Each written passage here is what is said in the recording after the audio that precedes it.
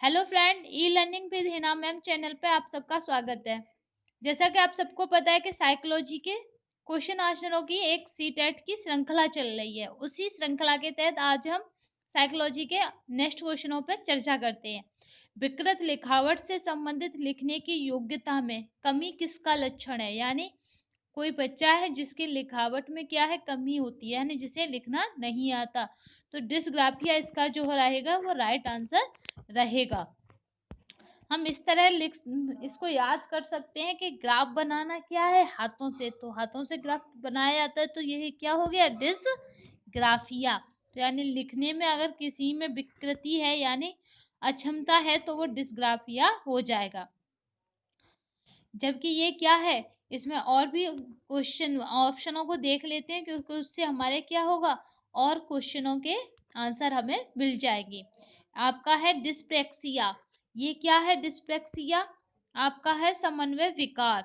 Dyscalculia, ये आपका पूछा जा चुका क्वेश्चन है, तो ये क्या है, गणना विकार, या फिर इसको मैथ से भी ले लेते हैं डिस्कैलकुलिया।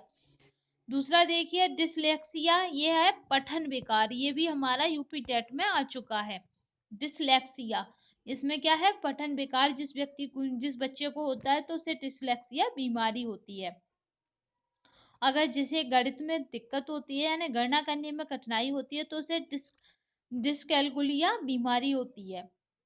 नेक्स्ट चलते हैं अगले क्वेश्चन पर। शिक्षा शास्त्र का वह प्रकार जिसमें विशिष्ट शिक्षा की आवश्यकता होती है, तो वो हमारा राइट आंसर जो रहेगा वो रहेगा इसमें आपका राइट आंसर जो रहेगा वो रहेगा बी, यानी विकलांग व्यक्तियों को दी जाती है। यानी हमने कहा विशिष्ट शिक्षा की कहा, तो वो क्या है, इसका राइट आंसर वो है हमारा बी।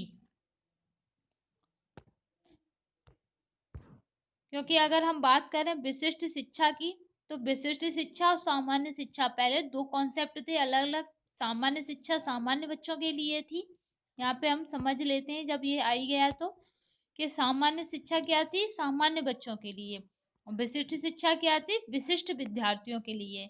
तो ये क्या हुआ था, सामाजिक तौर पर दोनों ही ग्रुप अलग हो गए थे, यानी रहना दोनों को समाज में, विशिष्ट को भी और सामान्य को भी। तो जो आपके डिसेबल चाइल्ड थे वो पहले से ही समाज से अपने आप को अलग मानते हैं, या फिर वो अपने आप को समाज से अलग समझते थे। तो ये क्या हुआ, विशिष्ट शिक्षा शब्द लाकर उन्हें और अलग कर दिया गया। तो इसीलिए इन दोनों की जो अलगाव था, जो दूरी थी, उसे कम करने के लिए हम कौन सी शिक्षा लाए, समावेशी शिक्षा, यानी इंक्लूसिव एजुकेशन सरकार ने देना प्रारंभ किया, जिसमें विशिष्ट और सामान्य विद्यार्थी एक साथ रहकर एक ही कक्षा में शिक्षा प्राप्त करते हैं। उनका सिलेबस, पाठ्यक्रम सब एक होता है, मगर शिक्षण विधियां यहाँ पे बदल जाती हैं। वर्तनी वाचन और गणना में कठिनाई, यानी वर्तनी में, वाचन में, गणना में कठिनाई। सामान्य बुद्धि एवं अच्छी अनुकूलनात्मक योग्यता विशेषता है, यानी सामान्य बुद्धि भी हो, अच्छी अनुकूलनात्मक योग्यता किसकी विशेषता है? तो इसका जो राइट आंसर रहेगा वो है क्या है, इसमें लक्षण बताए गए हैं किसी विद्यार्थी के और पूछ रहा है कि ये क्या है, तो ये क्या है, इसका जो आंसर रहेगा वो है अधगम निर्योग्य बालकों की, यानी ऐसा बालक जिसमें क्या है, वर्तनी की अशुद्धता है, वाचन भी अशुद्ध है, गणना भी अशुद्ध है, और सामान्य बुद्धि है एवं अच्छी अनुकूलनात्मक योग्यता है। तो ये सब किसके उदाहरण है या किसकी पहचान है, वो अधगम निर्योग्य बालकों की। नेक्स्ट क्वेश्चन पे चलिए। हमारा जो नेक्स्ट क्वेश्चन है वो है मानसिक रूप से पिछड़े बालकों के लिए निम्न में से कौन सी व्यू रचना कार्य करेगी? यानी मानसिक रूप से पिछड़ चुका है ऐसे बच्चे के लिए ये पूछ रहा है कौन सी व्यू रचना है जो कार्य करेगी, तो वो है हमारा ए। इसका जो राइट आंसर है वो है हमारा ए, यानी इसमें जो रहेगा वो है ए, कार्यों को मूर्त रूप से समझाना। आपको पता है अमूर्त चिंतन वही व्यक्ति कर सकता है जो क्या हो, मानसिक रूप से मजबूत हो, यानी क्या होता है, मानसिक रूप से ही उस चीज की कल्पना की जाती है। अमूर्त चिंतन प्याजे की कौन सी अवस्था में आ जाता है, औपचारिक अवस्था में, याद रखना, जो 11 से एभव होती है। नेक्स्ट देखिए, भारतीय संविधान के अनुच्छेद 41 से 41 व 46 किसके कल्याण से संबंधित है? जो भारतीय संविधान का अनुच्छेद है वो 41 मोस्ट इम्पोर्टेंट क्वेश्चन है, तो इसे ध्यान से देख लीजिए। भारतीय संविधान का अनुच्छेद 41 से 41 व 46 यानी 41 46 किसके कल्याण से संबंधित है? तो वह है विकलांग व्यक्तियों के से। ये मोस्ट इम्पोर्टेंट है, यूपी टेट में आपको मिल जाएगा क्योंकि 1 लाइन क्वेश्चन है। अगर हम इसे देखें तो ये बिहार में आया है और डीएसएसबी में आया है, तो अब इसे यूपी टेट में आने के इसके चांसेस ज़्यादा हैं। नेक्स्ट क्वेश्चनों पे चलते हैं, क्योंकि जो 1 लाइन क्वेश्चन है वो ज़्यादातर यूपी टेट में ही आने की चांसेस रहते हैं। देखिए ये बिहार में भी आया है और आपका डीएसएसबी में भी आया है, डीएसएसबी की पीआरटी परीक्षा में। अगर इसके एक्सप्लेन को देखें तो भारतीय संविधान के अनुच्छेद 41 के अनुसार राज्य आर्थिक और शैक्षिक दृष्टि से पिछड़े वर्गों का विशेष ध्यान रखेगा। एक्सप्लेन इसलिए देख लेते हैं क्योंकि हो सकता है सीटेट इस तरह पूछ ले कि राज्य आर्थिक और शैक्षिक दृष्टि से पिछड़े वर्गों का विशेष ध्यान रखेगा, यह कौन कौन से आर्टिकल में आएगा या कौन से आर्टिकल में आएगा। अनुच्छेद 46 के अनुसार राज्य एसटी और एससी तथा दुर्लभ वर्गों के हितों का ध्यान रखेगा। जो राज्य है वो एसटी एससी और दुर्लभ वर्गों के हितों का भी ध्यान रखेगा। ये कौन सा अनुच्छेद है हमारा? 46। जबकि आर्थिक और शैक्षिक दृष्टि से पिछड़े वर्गों का विशेष ध्यान रखेगा, वो अनुच्छेद है हमारा 41। नेक्स्ट पे चलते हैं। स्कीजॉइड वर्ग में किस प्रकार के बालक आते हैं? ये मोस्ट इम्पोर्टेंट है, ये पीआरटी में आया है, तो आपका जो इसमें राइट आंसर रहेगा वो रहेगा डी, इनमें से कोई नहीं। अब हम इसका एक्सप्लेन देख लेते हैं। स्कीजॉइड व्यक्तित्व विकार, अंतराबद्ध व्यक्तित्व विकार, यानी इसमें क्या है? जो राइट आंसर है वो है इनमें से कोई नहीं। सामाजिक संबंधों के प्रति अरुचि, अन्य लोगों के साथ समय बिताने में आवश्यक नहीं समझना, यानी इसके लक्षण बताए जा रहे हैं। समझना, प्रसन्नता की अनुभूति कर पाने में असमर्थता से संबंधित विकार, इसमें ये सब आएगा। ये क्या है? इसकी जॉइड वर्ग के बालकों का संबंध व्यक्तित्व विकार से संबंधित होता है। अगर इनकी बात करें तो इनका किससे होता है? व्यक्तित्व विकार से। एक शब्द याद रखना है इसमें, वो है व्यक्तित्व विकार, यानी इनकी पर्सनालिटी बिगड़ जाती है, उसको बोलते हैं इसकी जॉइड। विशिष्ट बालकों के अंतर्गत निम्न में से कौन सा बालक आता है? यानी विशिष्ट विद्यार्थी हैं और उनके अंतर्गत कौन सा विद्यार्थी आएगा? तो ये सभी आएंगे, क्योंकि जो हमारा मंद बुद्धि बालक है वो भी विशिष्ट है, पिछड़ा बालक है वो भी विशिष्ट है, प्रतिभाशाली बालक है वो भी विशिष्ट है। यानी सामान्य को छोड़कर अन्य सारे ग्रुप विशिष्ट बालकों में आते हैं। इसे देख लेते हैं क्योंकि ये एक्सप्लेन मोस्ट इम्पोर्टेंट है।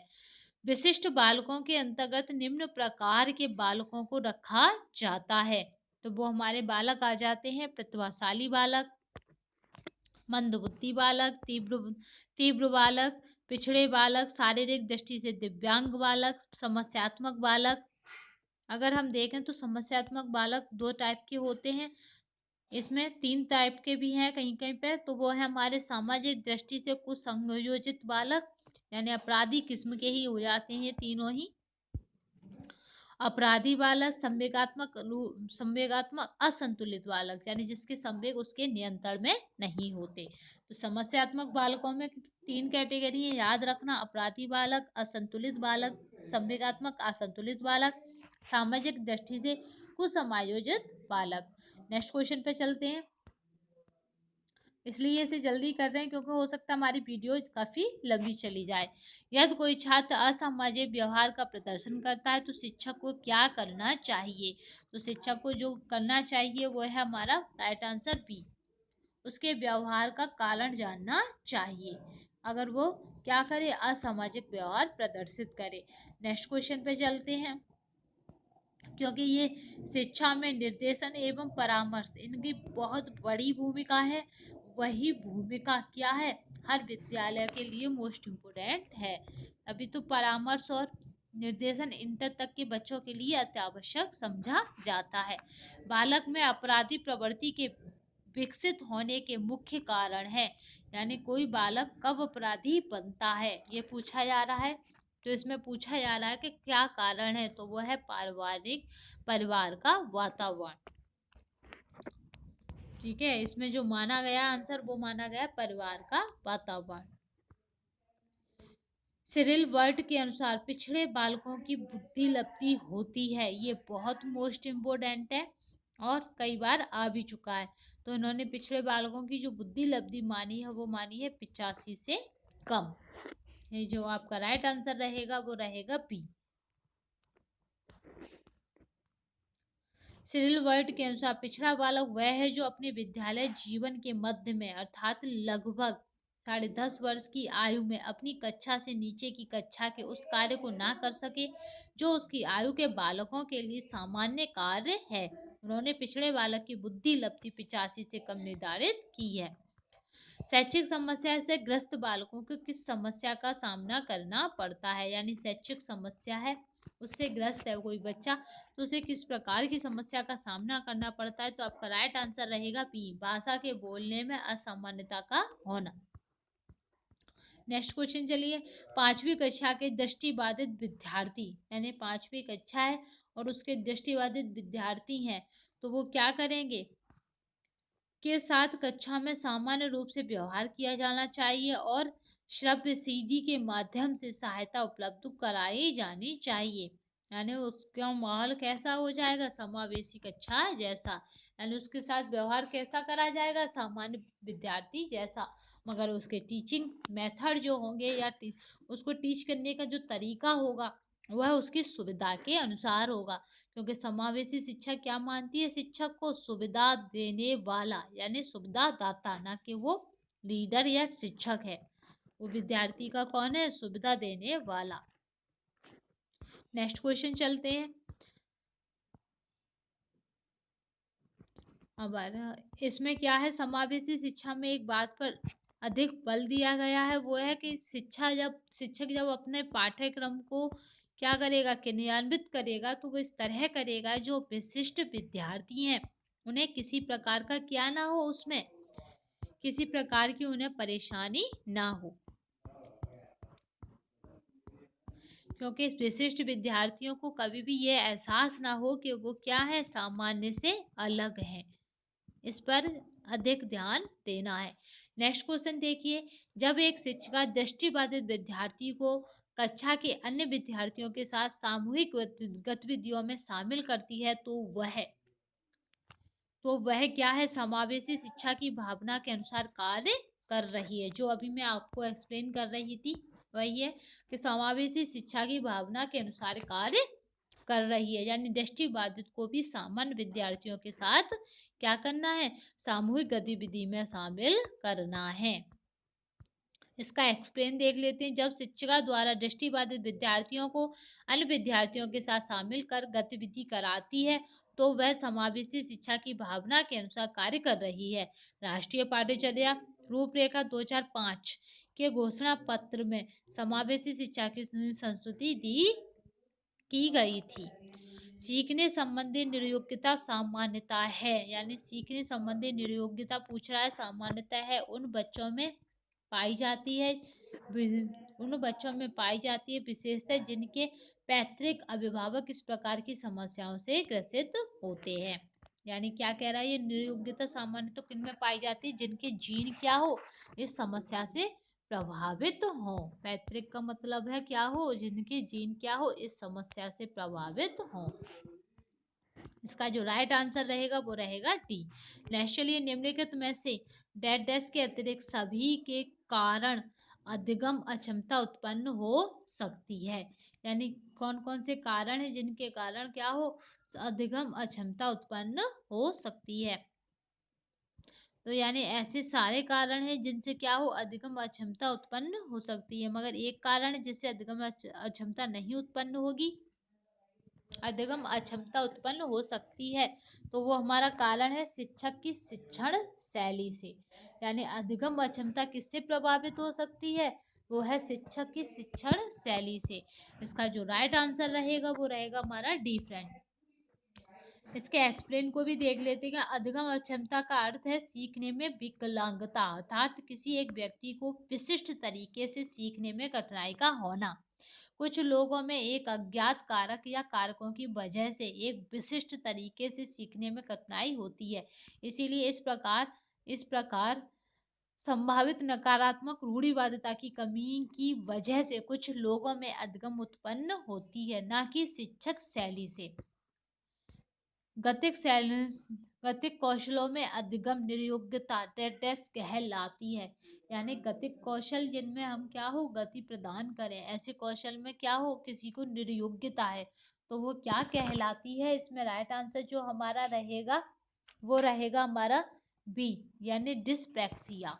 यानी गतिक उसमें क्या हो अधिगम शैलियों में वो भाग लेने में कठिनाई महसूस करे। इसको याद रखना, क्योंकि इसका राइट जो आंसर रहेगा वो रहेगा आपका बी, डिस्प्रैक्सिया, बम्बई वाला पी। नेक्स्ट क्वेश्चन पे चलते हैं। इसके एक्सप्लेन को देख लेते हैं, क्योंकि ये मोस्ट इम्पोर्टेंट है। गतिक कौशलों में अधिगम निर्योग्यता डिस्प्रैक्सिया कहलाती है। ये एक विकार है जिसमें बच्चे गति एवं समय में सामंजस्य स्थापित नहीं कर पाते। यही कारण है कि वे अपने और तेजी से आती हुई गेंद को पकड़ नहीं पाते। जबकि डिस्फेजिया भाषा बेकार है। डिस्पेजिया क्या है, फेज फेज फेज माने भाषा, भाषा क्या इससे बोलती है, मुंह से। तो फेजिया माने भाषा बेकार है। डिसकैलकुलिया यानी कैलकुलेटर से क्या करते हैं हम, गणना, तो ये गणना बेकार है। डिस डिसलेक्सिया डिसलेक्सिया क्या है, पठन बेकार है। पढ़ना किससे होता है, मुंह से, तो ये क्या है, पठन बेकार है, डिसलेक्सिया। सीखने में असक्त यानी डिसेबल बच्चों के संदर्भ में तत्काल संबंधता प्रदान करना, सहयोग पर बल देना तथा गैर अधिगमनात्मक तकनीकी जैसे तत्काल सूचनात्मक बुद्धिपूर्वक गवेषणा तथा सामग्री प्रबंधन का उत्तोलन निम्नलिखित में से किस प्रारूप से संबंधित है। यहाँ पे जो हमारा राइट आंसर रहेगा वो क्या रहेगा, ए, यानी संग्रथित अधिगम। किस प्रारूप से संबंधित है, तो वो हमारा जो राइट आंसर रहेगा वो है ए, संग्रथित अधिगम। इसका जो इंग्लिश वर्जन है वो याद रखना, एम्बेडेड लर्निंग। नेक्स्ट क्वेश्चन पे चलते हैं। निम्नलिखित में से किस पद्धति का उपयोग करते हुए हकलाने की समस्या से निपटा जा सकता है। यानी किसी को हकलाने की समस्या है तो वो किस तरह से निपट सकता है। तो जो इसका राइट आंसर रहेगा वो रहेगा हमारा बी, प्रवर्धिक वॉक। यानी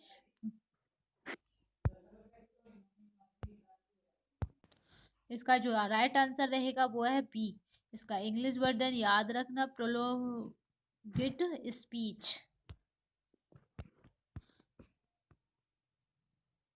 देर तक बोलना, लंबे समय तक भाषण पद्धति का प्रयोग करके हकलाने की समस्या से निपटा जा सकता है। इसका जो रहेगा वो ये है कि इसमें क्या होता है, देर तक बोलना, लंबे समय तक भाषण पद्धति का प्रयोग करके हकलाने की समस्या से निपटा जाता है। निम्नलिखित में से कौन सा विकासात्मक विकार का उदाहरण नहीं है। इसमें पूछ रहा है कि नहीं पूछ रहा है, इस शब्द को याद रखना, क्योंकि क्या पूछ रहा है, नहीं है किसका, विकासात्मक विकार का। तो जो आपका इसमें राइट आंसर रहेगा वो है आपका सी, पर अविघातज तनाव।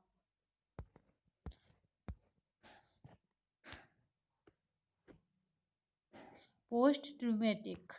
आगे चलते हैं, इसमें क्या होता है ये देख लेते हैं। पर अवघातज तनाव एक चिंता विकार है जो आघात के बाद विकसित होता है। इस तनाव विकार में व्यक्ति भयंकर रूप से भयभीत रहता है, जो अक्सर दर्दनाक अवस्था तक पहुंच जाता है।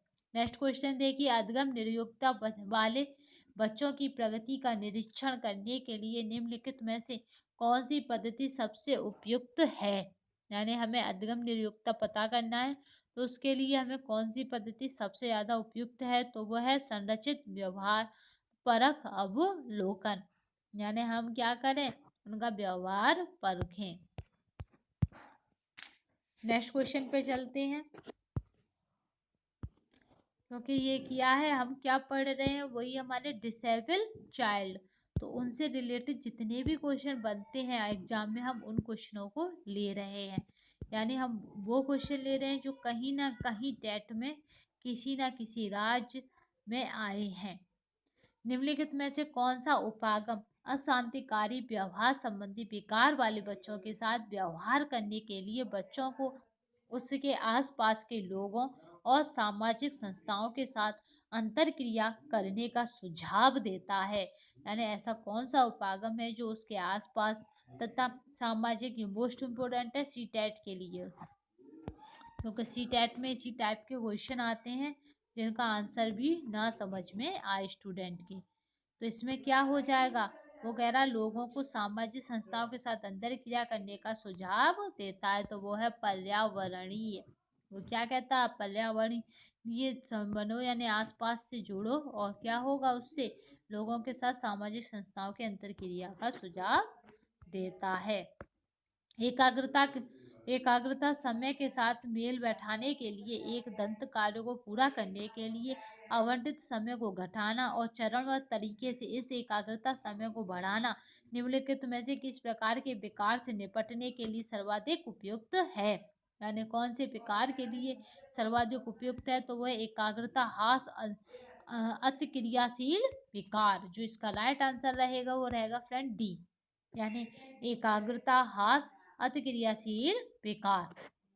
नेक्स्ट क्वेश्चन पे चलते हैं, शब्दों में अक्षरों के क्रम को पढ़ाने में कठिनाई का अनुभव करना और अक्सर ये क्या है, चक्षुष स्मृति का हास डेटेस से संबंधित है। तो इसमें जो हमारा राइट आंसर रहेगा वो रहेगा हमारा, आपके यहाँ पे देखिए सब अभी मैंने कराया था, डिस्ग्राफिया किससे है, लिखने से, ठीक है ना। डिस्कैलकुलिया किससे है, डिस्कैलकुलिया किससे है, गणित संबंधी। डिस्ग्राफिया लिखने से है। तो अभी क्या बचा जो हमने नहीं करा, वो है आपका डिसलेक्सिया। इसमें क्या है, अक्षरों के क्रम को पढ़ने में कठिनाई का अनुभव करना तथा अक्सर चाक्षुष स्मृति का ह्रास होना, यानी जो उसकी स्मृति है उसका भी क्या हो, कमी हो जाए उसकी स्मृति में, तो ये बोलते उस बीमारी को बोलते हैं डिसलेक्सिया। डिसलेक्सिया एक पठन विकार है जिसमें कोई व्यक्ति अक्षरों का क्रमबद्ध तरीके से पढ़ने में असमर्थ होता है और साथ ही अक्षरों यानी शब्दों को उल्टे क्रम पढ़ में भी लिखता है। यानी ए की जगह बी और बी की जगह ए, यानी अक्षरों को क्या करता है, उल्टे क्रम में लिखता है, क्रमबद्ध तरीके से पढ़ने में असमर्थ होता है। ये क्या है हमारा डिसलेक्सिया।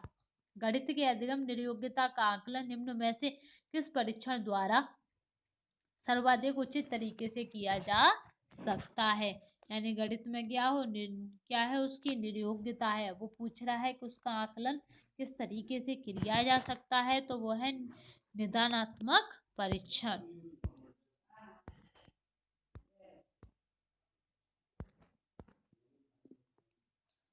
नेक्स्ट क्वेश्चन पे चलते हैं,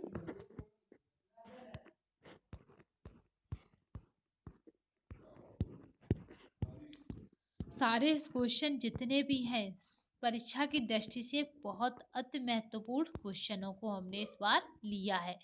माध्यमिक विद्यालय की कक्षा में शिक्षिका के पास एक बधिर बच्चा आता है, याद रखना बधिर यानी डिसेबल बच्चा आता है। उसके लिए महत्वपूर्ण है कि क्या करे शिक्षिका, वह बच्चे को उस स्थान पर बैठाए जहाँ से यह शिक्षिका के होठ तथा चेहरे के भाव साफ तौर पर देखें। यानी बधिर तो है मगर हमें क्या करना, उसे ऐसे जगह पे बैठाना क्या हो जहाँ से उसे उसके चेहरे के भाव साफ तौर से देख सके अध्यापिका के। इसका एक्सप्लेन पढ़ लेते हैं। राष्ट्रीय पाठ्यचर्या कार्यक्रम की घोषणा के अनुसार नकारात्मक विशिष्ट बालकों विशिष्ट बालकों की श्रेणी में आने वाले बालकों को भी विशेष विद्यालय के स्थान पर नियमित कक्षाओं में ही शिक्षा दी जाए। अतः कक्षा में उपस्थित बधिर बालकों को शिक्षिका के द्वारा ऐसे स्थान पर बैठाना चाहिए जहां से वह शिक्षिका के होठ तथा चेहरे के भाव को साफ तौर पर देख सके, ताकि शिक्षिका द्वारा कराए जा रहे अधिगम कार्य को समझ सके तथा उसका लाभ ले सके। निम्नलिखित में से कौन सा व्यवहार बच्चे की अधिगम योग्यता की पहचान करता है? तो हमारा वो राइट आंसर रहेगा इसमें, वो रहेगा सी, शब्दों को सही तरह से ना समझ पाना तथा शब्दों को सही तरह से ना लिख पाना। यही हमारा राइट आंसर जो इसमें रहेगा वो रहेगा फ्रेंड सी। नेक्स्ट क्वेश्चन पे चलते हैं। कोई शिक्षिका अपनी कक्षा में फर्नीचर की क्या कर रही है, तीखी धार वाले किनारों को रुई से ढका रखने को कहती है और छुओ तथा अनुभव करो वाले सूचना पटों का उपयोग करने को कहती है। वह किस वर्ग के विशेष विद्यार्थियों की आवश्यकता पूर्ति करने का प्रयास कर रही है? यानी वो क्या करती है, नुकीली चीजों को क्या करती है, ढक देती है और फिर कहती है कि छुओ तथा अनुभव करो। तो छूना और फिर छूकर अनुभव करना किन किन विद्यार्थियों के लिए उसने ये अपना शिक्षण मेथड रखा है? तो वो आपका राइट आंसर जो रहेगा वो है दृष्टि विकलांग विद्यार्थी। छूकर ही अनुभव करते हैं हर चीज का, छूकर खाकर। तो ये क्या है, दृष्टि विकलांग विद्यार्थी। नेक्स्ट क्वेश्चन पे चलते हैं। इसका थोड़ा सा हम क्या करते हैं, एक्सप्लेन देख लेते हैं। किसी भी वस्तु को छूकर उसके व्यवहार, रूप, प्रकार के बारे में अनुभव करने या महसूस करने की दिव्य शक्ति दृष्टि बाधित विद्यार्थियों में ही पाई जाती है। अतः छुओ तथा अनुभव करो वाले सूचना पटों का उपयोग शिक्षिका दृष्टि विकलांग विद्यार्थियों के लिए भी करती है। नेक्स्ट क्वेश्चन देखते हैं। इसमें एक याद रखना, क्योंकि इसने क्या कहा था, छुओ तथा अनुभव करो। तो हम अनुभव कौन करते हैं, दृष्टिबाधित विद्यार्थी। अधिगम से संबंधित किसी विद्यार्थी की समस्या का सबसे अच्छा उपचार है, यानी कोई विद्यार्थी उसकी समस्या का सबसे अच्छा उपचार है वो है निदानात्मक परीक्षण। अधिगम से संबंधित किसी विद्यार्थी की समस्या का सबसे अच्छा उपचार निदानात्मक परीक्षण द्वारा किया जा सकता है तथा साथ ही भविष्य का निर्धारण भी सही दिशा में किया जा सकता है। आप एक अति सक्रिय बालक को कैसे सही दिशा में क्या करेंगे, लाएंगे, यानी अति सक्रिय है, क्लास के हर स्टूडेंट से ज्यादा है, तो इसमें जो राइट आंसर रहेगा उनमें से कोई नहीं। अब इसके एक्सप्लेन को देख लेते हैं। वो अति सक्रिय बालक को सही दिशा में लाने के लिए उसे सही निर्देशन की आवश्यकता होती है तथा ऐसे बालक को कक्षा के कार्यों का नेतृत्व प्रदान करना उपयुक्त होता है। अतः विकल्प डी इसमें क्या रहेगा, सही रहेगा। कक्षा 5 के न्यून न्यून दृष्टि वाले बालकों, यानी कि क्या हो, कम दृष्टि हो, ऐसे बालकों की क्या करना है हमें? इसमें राइट आंसर जो रहेगा वो है कक्षा में सामान्य रूप से बर्ताव करना चाहिए। और क्या करेंगे हम उसे, सामान्य रूप से हमें क्या करना, कक्षा में उसके साथ बर्ताव करना है। और हमें क्या करना है, उसे निर्देशन की आवश्यकता होती है।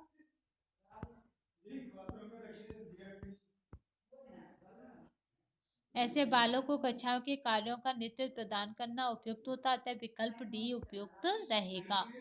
नेक्स्ट क्वेश्चन, कक्षा 5 के न्यून दृष्टि वाले बच्चों को किसकी आवश्यकता होती है? तो जिसका राइट आंसर रहेगा कक्षा में सामान्य रूप से बर्ताव करना तथा ऑडियो सीडी के जरिए सहायता करनी चाहिए।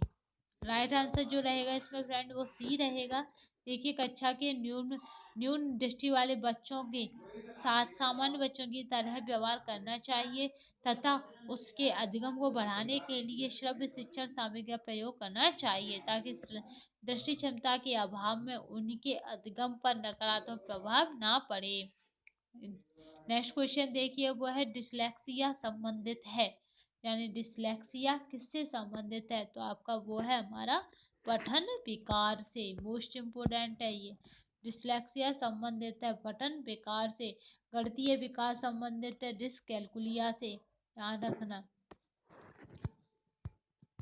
डिसलेक्सिया पठन संबंधी विकार है जिसमें बालक को अक्षरों को पहचानने में कठिनाई होती है तथा उनका अधिगम बाधित होता है। इस प्रकार को दूर करने के लिए शिक्षक को मौखिक कार्य एवं पर्याप्त अभ्यास पर बल देना चाहिए। यानी हमारे क्या है ये आज आज की वीडियो में डिसेबल्ड चाइल्ड से संबंधित क्वेश्चन बस इतने ही। अगली वीडियो में हम इसी श्रृंखला के साथ फिर जुड़ेंगे आपसे। तब तक के लिए धन्यवाद। कमेंट बॉक्स में अवश्य बताना है कि वीडियो कैसी लगी तथा डिसेबल्ड चाइल्ड का कोई भी अगर टॉपिक हो जो आपको पढ़ना हो उसे भी अवश्य जरूर बताना। धन्यवाद।